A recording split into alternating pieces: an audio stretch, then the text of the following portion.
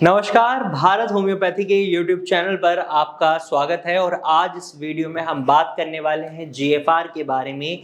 GFR को आप कैसे नेचुरली बढ़ा सकते हैं। अगर आपकी किडनी में दिक्कत होना शुरू हो चुका है, क्रिएटिनिन लेवल बढ़ रहा है और जीएफआर कम हो रहा है, तो आपको ये जानकारी होना बहुत ज़रूरी हो जाता है। अगर आप जीएफआर के बारे में नहीं जानते तो इसी वीडियो में मैं आपको जीएफआर के बारे में भी बताऊंगा, और अगर किडनी में प्रॉब्लम है तो जीएफआर के बारे में जानना आपके लिए उतना ही जरूरी हो जाता है जितना कि आप किडनी के फंक्शंस को इंप्रूव करने के लिए कोई ट्रीटमेंट ले रहे होते हैं, क्योंकि यही पैरामीटर है जो आपको बताता है कि आपका ट्रीटमेंट सही जा रहा है या नहीं। तो चलिए समझते हैं पहले जीएफआर को, उसके बाद जानेंगे कैसे हम इसको बढ़ा सकते हैं। तो जीएफआर है आपका ग्लोमेरुलर फिल्ट्रेशन रेट। अब ये क्या है भाई?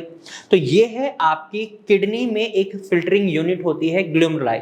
ये आपके ब्लड को किस दर से फिल्टर कर रही है ये बताता है जीएफआर यानी ग्लोमेरुलर फिल्ट्रेशन रेट, कि 1 मिनट में आपकी किडनी कितने खून को साफ कर रही है। और इसी से पता चलता है कि आपकी किडनी की दिक्कत कौन से स्टेज पर पहुंच चुकी है। जैसे अगर ये 90 ml पर मिनट से ज्यादा आपके ब्लड को फिल्टर आउट कर रही है तो इट मीन्स ये नॉर्मल कंडीशन है, इसमें आपकी किडनी हेल्दी किडनी में ही काउंट होगी।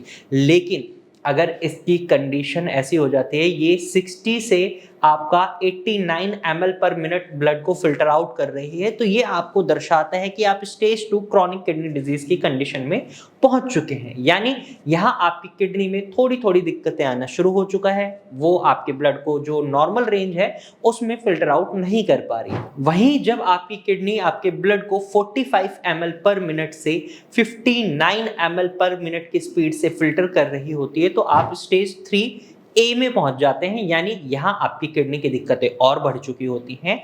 और ऐसे ही जब ये कंडीशन आपकी पहुंचती है अगले लेवल पर, जब आपका फिल्टरिंग जो यूनिट है वो बहुत और कम दर से काम कर रही होती है, यानी 30 ml पर मिनट से 44 ml पर मिनट तक पहुंच चुकी होती है, तो इस समय आप स्टेज 3 के भी सेकंड स्टेज में पहुंच जाते हैं, यानी स्टेज 3 की बी कंडीशन में पहुंच जाते हैं। और यहाँ आपको बहुत ज़्यादा ज़रूरत होती है डॉक्टर की, क्योंकि अगर आप सही समय पर, हालांकि जो मैंने पहली स्टेजेस भी बताई हैं उस समय भी आपको डॉक्टर की रिक्वायरमेंट होती है, लेकिन ये एक ऐसी कंडीशन है कि इस समय भी अगर आपने सही ट्रीटमेंट नहीं लिया तो आपको डायलिसिस या फिर किडनी ट्रांसप्लांट वाले ऑप्शन को अपनाना ही पड़ेगा, क्योंकि इसके बाद आपका मूविंग बैक वाली सिचुएशन खत्म हो जाती है। कंडीशन किडनी दोबारा इतना रिवर्स नहीं कर पाएगी, क्योंकि आपकी किडनी अपने फंक्शंस को इंप्रूव कर सकती है, लेकिन वो फंक्शंस को इंप्रूव करने की भी तो एक क्षमता होती है। अगर मैं बोलूँ आपकी किडनी 15% फंक्शन प्ले कर रही है, अभी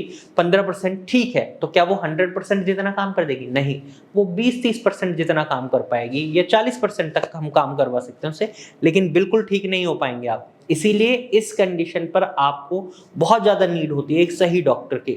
और अब अगली कंडीशन की अगर हम बात करें जीएफआर से जो हमें पता चलती है, वहीं आपकी किडनी 15 ml पर मिनट से 29 ml पर मिनट आपके ब्लड को फिल्टर आउट कर रही है, तो इट मीन्स आपकी किडनी के फंक्शंस और ज़्यादा हैम्पर हो चुके हैं, डायलिसिस वाली सिचुएशन हो सकती है इस समय।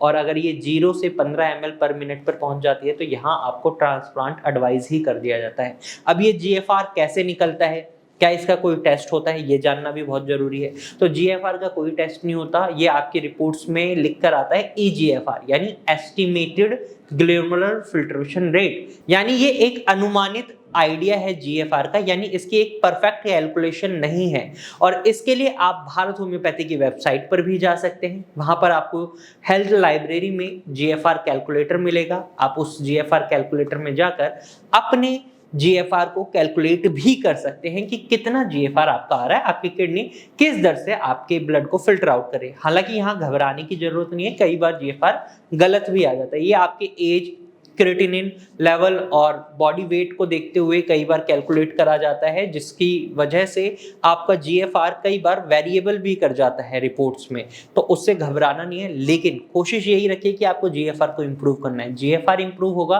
तो किडनी के फंक्शंस इंप्रूव होंगे, आपकी हेल्थ इंप्रूव होगी। अब ये तो समझ आ गया आपको जीएफआर क्या है और जीएफआर कैसे आपकी किडनी की खराबी को दर्शाता है। अब समझ लेते हैं कैसे हम जीएफआर को बढ़ा सकते हैं नेचुरली। तो इसके लिए आपको बहुत ज़्यादा मेहनत नहीं करनी है। जी हाँ, आपने बिल्कुल सही सुना, इसके लिए आपको बहुत ज़्यादा मेहनत नहीं करनी, लेकिन आपको अपनी किडनी के फंक्शंस को बढ़ाना है, तो क्या ये बहुत आसान हो सकता है? नहीं, आसान भी नहीं है, लेकिन इसे बढ़ाया जा सकता है। बस आपको अपनी लाइफस्टाइल में कुछ चेंजेस करने होते हैं। सबसे पहले आपको नॉन-वेज डाइट, ऐसी कोई भी चीज़ नहीं खानी है जो आपकी किडनी पर वर्कलोड बढ़ा दे या काम बहुत ज़्यादा कर दे। तो नॉन-वेज डाइट इसीलिए मैं आपको अवॉइड करने की सलाह दे रहा हूँ, क्योंकि इसमें प्रोटीन की मात्रा बहुत ज़्यादा होती है, और जब प्रोटीन की मात्रा ज़्यादा होती है तो क्रिएटिनिन भी बहुत ज़्यादा बनता है, और जब क्रिएटिनिन की मात्रा बढ़ जाती है तो किडनी के ऊपर वर्क प्रेशर बहुत ज़्यादा पड़ता है, जिसकी वजह से आपको नॉन-वेज डाइट खाने के लिए मना करा जाता है। आप प्लांट बेस्ड प्रोटीन खा सकते हैं, दालें हैं, जैसे मूँग की दाल है, मसूर की दाल है, इस तरीके की दालें आप खा सकते हैं। हालाँकि कुछ केसेज़ में दालें भी अवॉइड कर दी जाती हैं, जो पेशेंट टू पेशेंट वैरी करता है। वहीं आप अपने लाइफ़स्टाइल में चेंजेस करें। अगर आप अल्कोहल कंज़म्पशन कर रहे हैं, स्मोकिंग कर रहे हैं, प्रॉपर स्लीप नहीं ले रहे हैं, तो इन चीज़ों को बदलें। शराब और धूम्रपान बिल्कुल ना करें। नींद पूरी लें, क्योंकि अगर आप 8 घंटे की प्रॉपर स्लीप नहीं ले रहे हैं तो बॉडी को रिलैक्स मोड में जाने का मौका नहीं मिल रहा, वो अपनी मसल्स को रिलैक्स नहीं करवा पा रही, तो ऐसे में किडनी का काम और ज़्यादा बढ़ सकता है। तो प्रॉपर स्लीप जरूर लें। इसके साथ साथ आप हल्की फुल्की एक्सरसाइज या योगा कर सकते हैं, जैसे आप अनुलोम विलोम, प्राणायाम, जो ऑक्सीजन रिलेटेड योगा है, जो आपके सांस से जुड़े योग हैं, वो जरूर करें। इससे क्या होता है कि आपके शरीर में ऑक्सीजन सही मात्रा में पहुंचती है, और जब ऑक्सीजन सही मात्रा में पहुंचती है तो आपके ब्लड फ्लो में रुकावट नहीं आती, वो अच्छे से आपकी पूरी बॉडी में फ्लो कर पाता है और आपकी किडनी तक भी पहुंच पाता है, जिससे उसको फिल्टर आउट करना थोड़ा आसान हो जाता है। तो ये गलती बिल्कुल ना करें, सेडेंटरी लाइफस्टाइल बिल्कुल ना अपनाएं, थोड़ा सा एक्सरसाइज और योगा जरूर डेली बेसिस पर आप करें। वहीं अपने खाने में नमक की और चीनी की मात्रा का खास ख्याल रखें। अगर आप नमक बहुत ज़्यादा मात्रा में खा रहे हैं तो ये आपके ब्लड प्रेशर को बढ़ा देगा, और ब्लड प्रेशर बढ़ेगा तो किडनी में दिक्कतें बढ़ेंगी। तो यहाँ पर आपको ब्लड प्रेशर को नियंत्रित रखना भी उतना ही जरूरी होता है जितना कि आपको अपनी किडनी के फंक्शंस को इम्प्रूव करना है, क्रिएटिनिन को कम करना है। तो इसलिए ब्लड प्रेशर को नियंत्रित रखें। शुगर लेवल्स भी मेंटेन रखना बहुत जरूरी है, क्योंकि शुगर लेवल अगर बढ़ गए, उसमें स्पाइक आ गया, तो किडनी का काम और बढ़ेगा और किडनी के फंक्शंस और खराब होंगे। तो ये गलती नहीं करनी है, इस चीज का खास ख्याल रखना है आपको। और सबसे जरूरी, हाइड्रेशन का ख्याल रखें।